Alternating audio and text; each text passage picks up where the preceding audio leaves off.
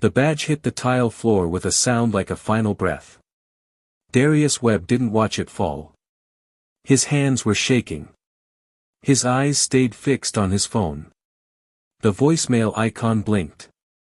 One new message. From the school.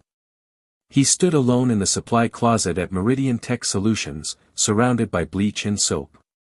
The fluorescent lights hummed above his head. It was 11:47 p.m. He had 13 more hours of his shift left. He pressed play. Mr. Webb. This is Nurse Richardson from Lincoln Elementary. Your daughter Simone called our office line at 11:15 complaining of chest pain and difficulty breathing. She's scared and asking for you. We've called twice already. Please call back immediately. The phone felt heavier than gravity itself. Chest pain. Simone was 10 years old. 10 years old and alone in a school nurse's office at nearly midnight because her father was in a supply closet scrubbing other people's messes. He moved. Not fast. Just moved. Like a man waking from a dream that had already killed him. The hallway stretched. The offices with their floor-to-ceiling windows and leather chairs looked different now. Cold. He saw the leftover catering from the management meeting. $300 sushi left untouched on mahogany tables. The trash bin near the CEO's corner office overflowing with coffee cups nobody bothered to walk to the recycling station 10 feet away.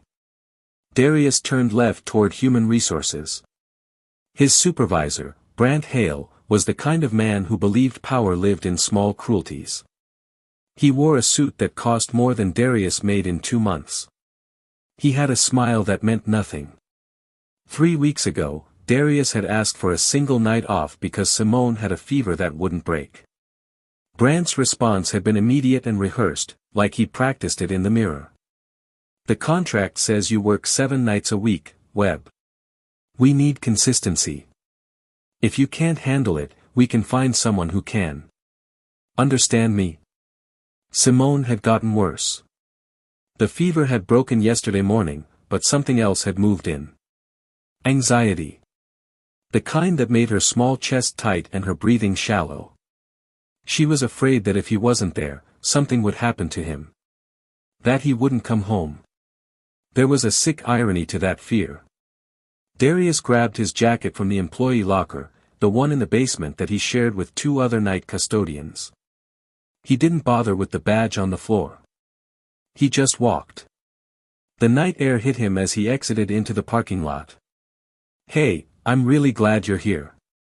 Be honest, have you eaten today? What did you have? Tell me that, your location, and the time.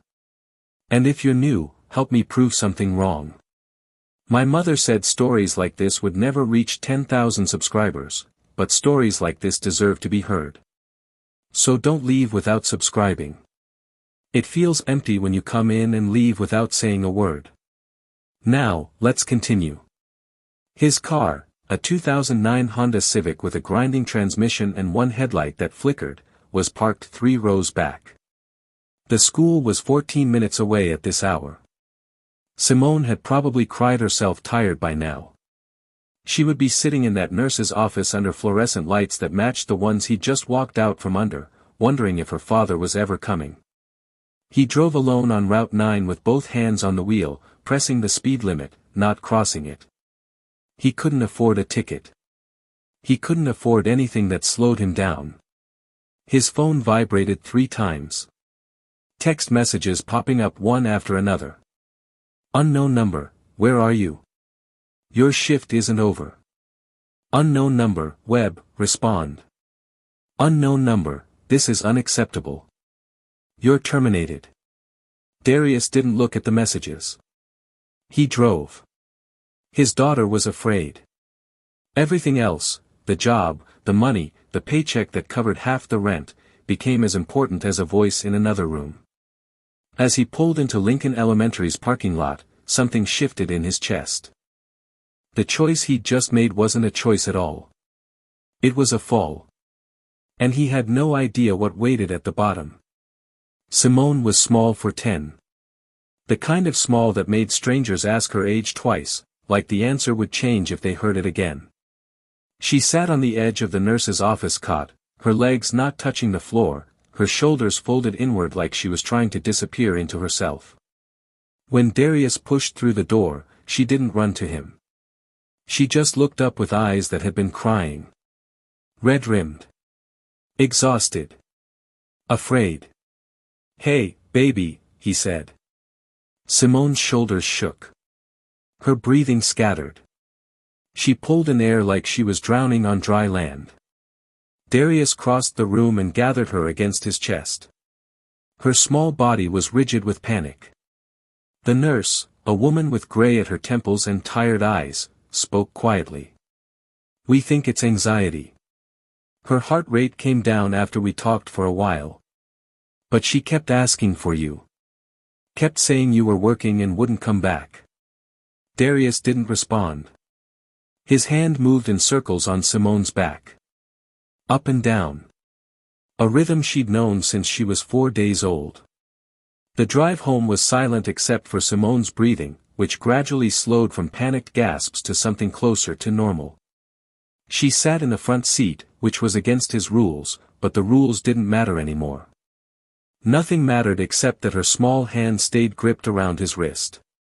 Their apartment was a 2-bedroom in a building that smelled like other people's cooking and old carpet. The landlord was already 3 weeks behind on repairs. The kitchen sink had a slow leak he'd fixed himself with YouTube videos and borrowed tools. But it was home. The walls held Simone's drawings from art class. Her spelling bee trophy from last spring sat on the mantel next to a photo of a woman with her same eyes. Darius guided Simone to the bathroom and ran her a bath. He added the bubble soap she liked, even though it cost more than the generic kind. She needed something good tonight. She needed to feel like her life wasn't falling apart. While she soaked, he sat on the bathroom floor with his phone. The email sat in his inbox, effective immediately. "You are terminated for abandonment of duties. Badge access revoked. Do not return." Darius stared at the words until they stopped making sense. Abandonment. Like leaving a baby on a doorstep. Like he'd chosen something selfish over responsibility. But he had chosen exactly that. And he'd do it again. The next morning, Simone woke without an alarm. Her breathing was steady.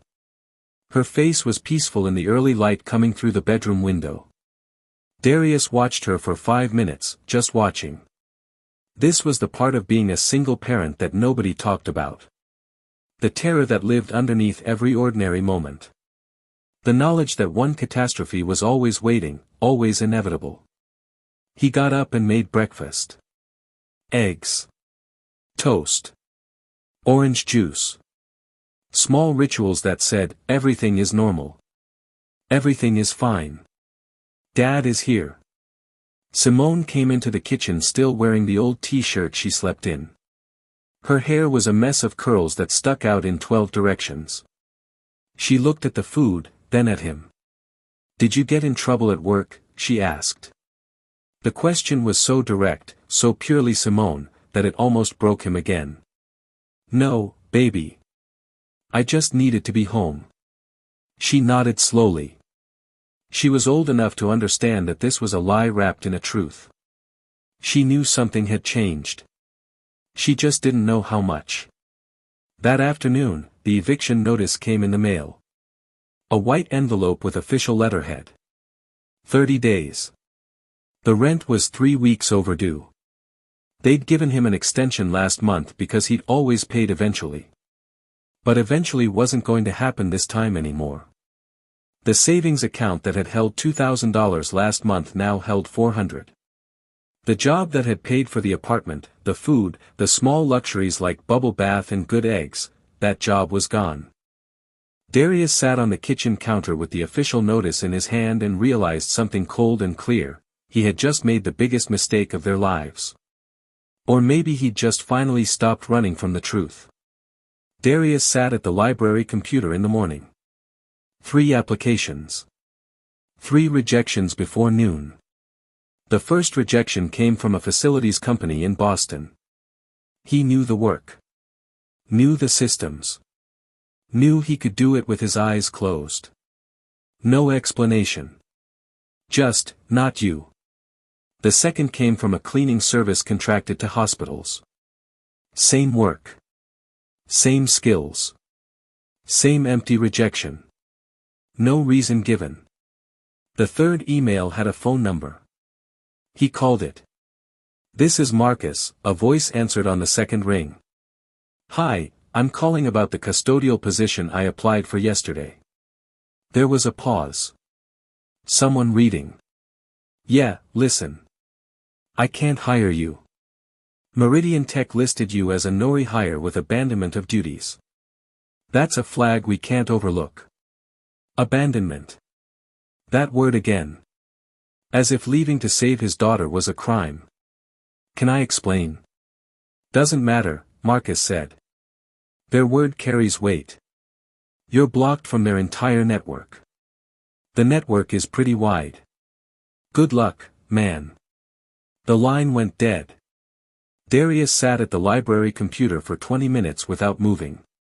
Around him, other people typed their own desperate applications, filled out their own forms, chased their own versions of survival. A woman 2 terminals over was crying silently. A man in the corner kept refreshing his email, refreshing it again, waiting for someone to say yes. That night, Darius told Simone they'd have to move. She was eating cereal at the kitchen table, reading the back of the box like it was a novel. She was good at that, finding interest in small things when the big things were falling apart. "Move where?" she asked. "We're not sure yet, baby. Somewhere smaller. Maybe in the city where it's cheaper." She nodded slowly. She was absorbing this information the way kids do, not questioning, just accepting that the world was changing and there was nothing to do but change with it. But her hand found his under the table and gripped it. The next day, Darius learned about Brant Hale. He'd gone to the library again, this time searching for his name online. What came up was a LinkedIn profile. Brant Hale. Director of Facilities Operations at Meridian Tech Solutions. Perfect suit in the profile photo. Perfect smile. The kind of person who looked like he'd never struggled for anything. He scrolled through Brant's endorsements. Leadership. Management. Problem solving. 57 people had endorsed him for those things. Darius clicked on the company reviews. Glassdoor. Indeed. The complaints started appearing. Toxic management. Supervisor abuses power. Creates hostile environment. Retaliation for asking for time off. The reviews went back 3 years. Different names. Different stories. Same supervisor. Same pattern. One review stood out. It was posted 2 months before Darius quit. Brant Hale made my life hell. I asked for 1 day off to deal with a family emergency and he made it clear I was replaceable. When I pushed back, suddenly I couldn't get hired anywhere else. He's connected to every facilities company in the state. He doesn't just fire people, he erases them. Don't work for this man. Your career will suffer. Darius felt something cold move through his chest. This wasn't personal. Brant did this to people. It was his system. His weapon. His way of maintaining power over anyone who dared to want something more than the job offered. That evening, Darius went through his phone. He pulled up old conversations with coworkers. He texted 3 people he trusted, people who'd worked with him at Meridian. "Hey, did you know Brant's been telling people not to hire me?" The responses came slowly. "Yeah man. He told us you were unstable. He said you abandoned your post. That you were unreliable. Sorry bro." When he talks, people listen. Darius felt the trap closing. Not with violence. Not with anything obvious. Just with the quiet suffocation of a blacklist. A word whispered in the right ears. A reference that made everything worse. A story that had already spread before he even knew it existed. He was 39 years old. He had 10 years of custodial and facilities experience. He had a daughter who needed him. He had $400 in savings. And he was locked out of his industry by a man who couldn't tolerate the idea of anyone putting their family first. That night, Darius lay in bed listening to Simone breathe in the next room. Steady. Healthy. Here. Because he'd made the choice Brant hated, the choice that said, "You don't matter more than my daughter." But that choice was going to cost them everything. The eviction notice sat on the dresser. 21 days left in their home. The power company called at 8:47 p.m. "Mr. Webb, this is a final notice. Your account is 42 days past due. If payment isn't received by tomorrow at 5 p.m., we will be forced to disconnect your service." Darius held the phone to his ear and said nothing. The woman on the line waited for a response that wasn't coming. "Do you understand?" she asked. "Yes," he said. She gave him a number to call. An amount, $834. A deadline that might as well have been asking him to produce a miracle. He hung up. Simone was in the next room running a fever again. Not the anxiety kind this time. Real fever. The thermometer read 101.3. She lay on her bed with a cloth on her forehead, her small body curled under one blanket because the apartment was already getting cold. Darius had started turning the heat down 3 days ago, trying to stretch what little money remained. The cold was manageable. The fever was not. He gave her ibuprofen and sat on the edge of her bed. Her skin was hot. Her eyes were unfocused. "Is my daddy in trouble?" she asked. The question came from nowhere. But kids ask the questions adults don't want to answer because they can feel the truth vibrating underneath everything. "No, baby. Daddy's fine." She didn't believe him. He could see it on her face. She was old enough to understand that grown-ups lied when things got bad. She was old enough to feel the apartment getting cold. Old enough to know something was wrong.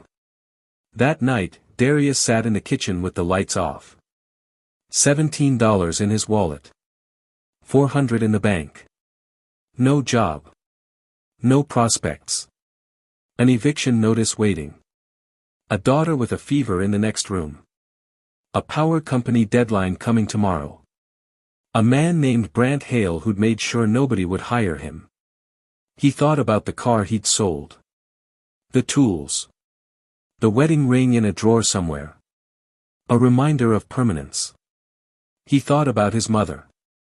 She'd raised him alone too. She'd worked 3 jobs once and still didn't have enough. Still had nights like this, sitting in the dark, trying to figure out which bill wouldn't get paid. Darius had sworn he wouldn't do that to his daughter. He'd sworn he wouldn't be broke. He'd sworn he'd build something solid. And for a while, he had. The job at Meridian paid decent. Not great, but enough to keep the lights on. To put good things in her life. To say yes sometimes when she asked for things. Then he'd chosen her over the job. And now the apartment was getting cold and she had a fever and in 14 days they wouldn't have a place to sleep. Around midnight, he pulled out his phone and started searching desperately. Homeless shelters in Massachusetts. Emergency housing programs. Temporary assistance applications. Everything required documents he didn't have or income he couldn't prove. He was looking at his options, which was to say, he was staring into nothing, when the knocking started. It came from the front door. Slow. Deliberate. Not frantic. Not aggressive. Just a person knocking the way someone knocks when they know they're welcome. Darius froze. Nobody came to his apartment. His mother lived in North Carolina. He had no friends who made surprise visits. It was past midnight on a Thursday. He went to the door and looked through the peephole. A black luxury SUV sat in the street outside. The kind of car that didn't belong on this block. That didn't belong anywhere near his apartment complex. Standing on his doorstep was a woman. Silver hair pulled back sharply. A tailored coat. Eyes that seemed to be cataloging everything about his life just by standing outside it. She looked expensive. She looked like power. Darius opened the door. "Yes," he said. "My name is Maribel Klein," the woman said. Her voice was calm and measured. "I'm the CEO of Meridian Tech Solutions. I need to talk to you about what happened with Brant Hale." The world stopped completely. Darius couldn't speak. Couldn't move. Couldn't understand what the CEO of the company that had just terminated him was doing on his doorstep at midnight in the cold. "I'm not here to make things worse," she continued. "I'm here because I've been looking into your supervisor. And I found something that changes everything." Behind him, Simone called out from her room. "Dad? Who is it?" Maribel's eyes shifted toward the sound of his daughter's voice. She heard the fever in it. Heard the fear. "May I come inside?" she asked quietly. Maribel Klein looked at the apartment the way a surgeon looks at a wound. Not with judgment. With careful assessment. The heat was off. Darius could see his breath in the cold apartment. She sat on the couch with the casual authority of someone who'd never been told no. She gestured for Darius to sit down. He stayed standing. "Your daughter is sick," she said, and it wasn't a question. "She has a fever. It comes and goes." "I'm going to tell you what I know," Maribel said. "And I want you to listen without interrupting. Can you do that?" Darius nodded. 3 weeks ago, I received anonymous reports about one of my supervisors. Complaints about workplace retaliation. Power abuse. I didn't recognize the pattern at first. But I do now. This supervisor has been systematically destroying employees who ask for basic human accommodations. Darius recognized his story. "I hired a firm to review security footage and interview current and former employees. What I found was worse than the complaints. This man created a culture of fear. He blacklists people. He tells their next employers they're unstable. He poisons their references." She paused, watching his face. "His name is Brant Hale." The name hung in the cold air between them. "I found you in the footage," Maribel continued. "In a supply closet on the night you left. You were on the phone. You looked terrified. Your daughter was sick, wasn't she?" "Yes," Darius said quietly. "You were deciding whether to go to her or keep working." "I didn't have to decide very long." "No," Maribel said. "You chose her. And Brant Hale decided to punish you for it." She pulled a folder from her bag and laid documents on the coffee table. Printed emails. Screenshots. These are messages between Brant and other supervisors across Massachusetts. In every one, he tells them you're unstable. That you abandoned your post. That you're unreliable. He's done this methodically, calling people, telling them a story that isn't true. And because he's been in this industry for 15 years, people believe him.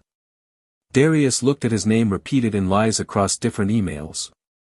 "He's been doing this for years," Maribel said.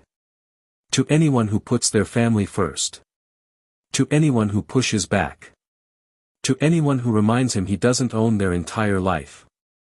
She walked to the kitchen and looked at the power notice. The eviction papers. The empty refrigerator. "I fired him this afternoon," she said. "Effective immediately. I'm also pressing charges for harassment and tortious interference with employment.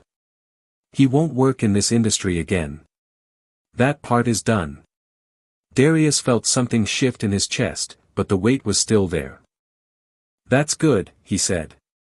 "But I still don't have a job.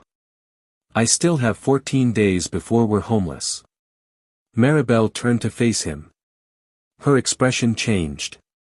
It softened. For the first time, she looked human instead of corporate. "No," she said. "You don't. But I have an offer for you." She pulled out another folder with a contract inside. Facilities Manager. Meridian Tech Solutions. $60,000 a year. Health insurance. Retirement plan. 2 weeks paid vacation. The job starts Monday. You'll report directly to me. I need someone who understands that the people underneath you are human beings. You understand that because you've been underneath. That's what I need. Darius couldn't speak. I'm also authorizing payment of all back wages owed from the night you left. That's approximately $2,000. I'm not obligated to do that legally. But I am morally. And I'm cutting you a check for the power bill, consider it a signing bonus. She handed him the folder. The only condition is that you agree to testify about Brandt's behavior if needed. You're not the only person he's hurt. There are others. And they deserve to see him pay for what he's done. Darius opened his mouth. Closed it. Opened it again. Why? He asked. Maribel looked toward the bedroom where Simone was sleeping. Because somebody did this for me once, she said. A long time ago. Someone with power looked at my situation and decided to help instead of profit. I promised myself if I ever had power, I'd do the same thing. So now I am. She moved toward the door. Before leaving, she turned back. The fever will break by morning. Call Monday. Ask for Patricia. She'll handle paperwork. Welcome back, Mr. Webb. She was gone. Darius stood alone holding a contract. $60,000. Health insurance. A future. He walked to Simone's room. She slept peacefully. The fever would break. The lights would return. They wouldn't be homeless. Facilities Manager. That was his new title. But the real title was, a man who chose his daughter over a paycheck and discovered the universe actually paid attention. Subscribe right now and turn on notifications because this is where it changes. In the comments, tell us, when someone showed up and changed your life, what did you feel? Don't miss Monday when Darius walks back through those doors. Comment and subscribe. Monday morning came cold and clear. Darius sat in his car outside Meridian Tech Solutions before 7 a.m. The contract sat on the passenger seat, signed in his careful handwriting. $60,000. The number didn't feel entirely real yet. He watched employees stream through the glass doors. People he recognized from the janitor days. People who worked under Brandt. People who'd heard the rumors about him. People who'd been told he was unstable, unreliable, the kind of guy who abandoned his responsibilities. His phone buzzed. A text from an unknown number. Darius, this is Patricia from Maribel's office. She's moved your start date up to today. Come directly to her office, 47th floor. Skip HR, skip the orientation. Just come straight up. P. He grabbed the contract and walked through those doors like a man walking through fire. The lobby was marble and glass. Security waved him through without checking his badge. That small moment felt like the first time anyone had actually seen him. The elevator climbed. His hands shook. When the 47th floor doors finally opened, he stepped into a different world. Executive offices. Clean views of the city below. Patricia was waiting. She was a black woman with reading glasses and a knowing smile that said she understood what this moment meant. Welcome, Mr. Webb, Patricia said. We've been expecting you. Maribel's office was massive. Floor-to-ceiling windows. A desk that cost more than his apartment. Maribel stood looking out at the city. You came, she said, turning. I came, he said. Good. We have something to do first. She led him to a large conference room where approximately 40 people sat around a long table. Meridian Tech's executive leadership. Directors. Department heads. The people who made decisions that affected hundreds of employees. Brant Hale was not among them. Maribel closed the door and stood at the head of the table. "This company has a problem," she said. "And I'm going to be transparent because transparency kills corruption." She clicked a remote. Emails appeared on the screen. The same emails she'd shown Darius. Messages between Brant and other supervisors. Screenshots of retaliation. Testimony from destroyed employees. "Brant Hale has been systematically abusing his power," Maribel continued. "He's blacklisted employees who ask for human accommodations. He's poisoned references. He's operated a terror campaign against anyone who reminds him people matter more than profit." She clicked again. Video footage appeared. Darius in the supply closet, on the phone with Simone's school. His face terrified. His hands shaking. "This man walked out because his 10-year-old daughter was having a panic attack," Maribel said. "He chose his child over his job. And Brant's response was to destroy him." The room was silent. The kind of silence that means understanding.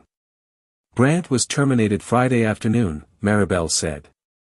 "Effective immediately. I've filed criminal charges for harassment and tortious interference. He won't work in this industry again." She paused. "But here's what I want you to understand, he's only the symptom. The disease is a culture that rewards power over people. That sees employees as replaceable. That punishes vulnerability and family first. That stops today." She clicked the remote. A new policy appeared. Compassionate Leadership Initiative. Starting now. Supervisors who demonstrate retaliation will be terminated. Supervisors who create hostile environments will be terminated. Supervisors who punish people for putting families first will be terminated. She looked directly at each person. "I need to know, are you in, or out? If you can't see your employees as human beings, find another company." Nobody moved. Nobody spoke. Then one director, a man in his 60s, stood slowly. He looked at Maribel, then at Darius. "I'm in," he said. One by one, they nodded. Not enthusiastic. But real. Maribel gestured for Darius to step forward. "This is Darius Webb," she said. "Your new facilities manager. He's consulting on workplace culture. He knows what it feels like when power is used as a weapon. He knows what it's like to choose your child over everything. And he's going to rebuild this company into something that doesn't produce Brant Hales." Darius shook hands with the directors. Exchanged names. One woman apologized for what happened. Another man nodded with genuine understanding. By the time he got to his new office, a real office with a desk and window and his name on the door, something fundamental had shifted inside him. He wasn't invisible anymore. He was being seen.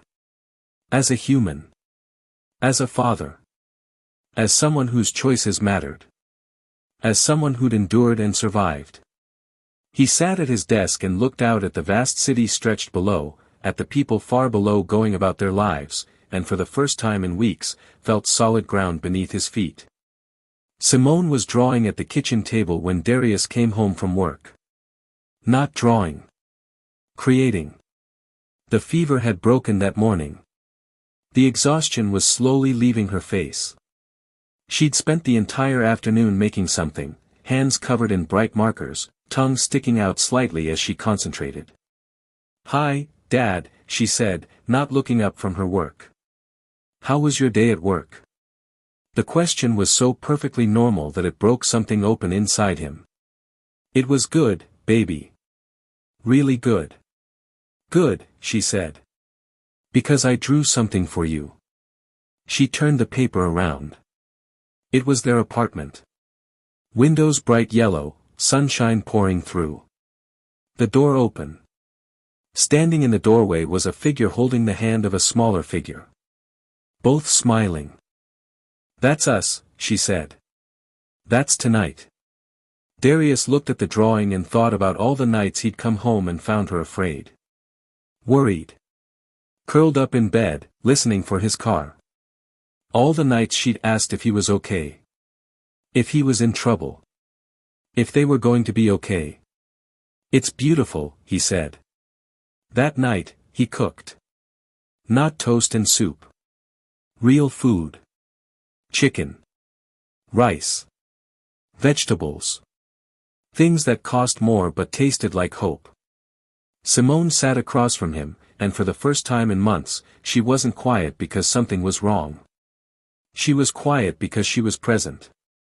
"My teacher asked about you today," Simone said. "She did?" "Yeah. She asked if you were okay." "I said you were fine." "She said that's good because a lot of dads aren't fine. She said they get tired." Darius put his fork down. "Dads do get tired," he said. "But that's not your job to fix. Being a kid isn't about taking care of the grown-up." "I know," Simone said. "But I wanted to anyway." "I know. You're a good person. But that's my job now. To take care of you. And to let you be 10 years old." She looked at him with serious attention. "Am I going to be 10 for a while?" she asked. "For a long time. You've got a lot of being 10 left." She smiled then. A real smile. Not the brave one she'd been practicing. The real one underneath. After dinner, they sat on the couch watching a movie. Simone's head rested on his shoulder. Her small body pressed against his. His hand on her hair, moving in the rhythm that had calmed her since she was born. During a commercial break, she asked, "Dad? Is the mean man in trouble?" "Yes, baby. He is." "Good," she said. "He was mean." "He was. But he doesn't matter anymore, right? Because you have a new job and we're not moving and the lights are back on." Darius felt his throat close. "Right," he said. "He doesn't matter anymore. And you're not sad anymore." It wasn't a question. She could feel the difference in his body. The way tension had left his shoulders. The way his breathing had changed. Kids know these things. "I'm not sad anymore," he said. Later, after Simone was asleep in her room, Darius sat in the kitchen and looked at her drawing taped to the refrigerator. The apartment with yellow windows. The open door. The two figures smiling at each other. That was the before and after. The exact moment where everything shifted. The split between who he'd been and who he was becoming. He thought about Maribel. About the woman who'd shown up at midnight and decided that justice mattered. That people mattered. That single fathers with daughters deserved a chance to survive. He thought about Brant, still out there facing criminal charges. Still facing the truth that power without conscience is the slowest kind of death. And he thought about Simone, sleeping safely and peacefully in the next room, in a home they would keep. In a life that would hold her. The apartment was warm. The lights were on. The refrigerator had food. And for the first time in months, Darius Webb sat in his kitchen and let himself believe it was real. 3 months later, Darius stood in a training room at Meridian Tech Solutions teaching a class on workplace dignity and compassion. 20 new managers sat in front of him, waiting to learn. They'd been hired after Maribel's major purge. They knew this company had fundamentally changed. The man teaching them understood exactly what it meant to be ground under the wheel of power. Power, Darius said, is the ability to make someone else's life better or worse. Every decision you make, that's power. When you deny them a day off to see their kid, that's power. When you listen instead of punish, that's power used right. He paused. Being a single parent is like being underwater. You're always holding your breath. Work ends at 5 but daycare charges late fees. Your kid gets sick but you don't have sick days. You miss rent and suddenly you're homeless. That's life for millions. One supervisor, a woman in her 40s, raised her hand. Did you have someone help you? She asked. Yes, Darius said. Someone with power looked at my situation and decided I deserved a chance. A real job. A future. But most single parents never get that. Most are still holding their breath. He looked at each person. You have the power to change that. For the people under you. Say, if your kid is sick, go. If you need help, ask. You have the power to see people. Really see them. Not as workers. As humans. That night, Darius drove to his mother's house in North Carolina. Simone sat in the passenger seat, drawing. She was 11 now. The nightmares had stopped. She talked about the future like she'd actually get to see it. His mother waited on the porch. She'd raised Darius alone, worked 3 jobs, sacrificed everything. She'd done it without help. Without a Maribel showing up at midnight. When she hugged Darius, she cried. I'm so proud of you, she said. I'm so proud you chose her. I'm so proud you survived. That's what nobody says. Surviving isn't small. Surviving when the system is designed to break you. Surviving when power is used against you. Surviving with your dignity intact. That's everything. To every single father watching this story, I see you. I see you working nights and weekends so you can be home when your child wakes up. I see you choosing your child over the job that punishes you for it. I see you doing math at 2 in the morning trying to figure out how to pay rent. I see you afraid. I see you brave. I see you. You are not invisible. Your sacrifices matter. Your choices matter. The way you put your child first, that's not weakness. That's the strongest thing a person can do. And to everyone else watching, if you have power, use it like Maribel did. Look at the people underneath you. Really look. See them. Help them. Not because they deserve it. But because they need it. Because the system is broken. Darius Webb is still working at Meridian Tech. He's still raising Simone. He's still the same man who chose his daughter over a paycheck. The only thing that changed is, now he's seen. Subscribe now and turn on notifications because this is where the real work begins. In the comments, tell us, whose Darius are you? Are you the single parent trying to survive? Or are you someone with power who can help? Let's build a community. Comment, subscribe, and share this story with someone who needs to know they're not alone.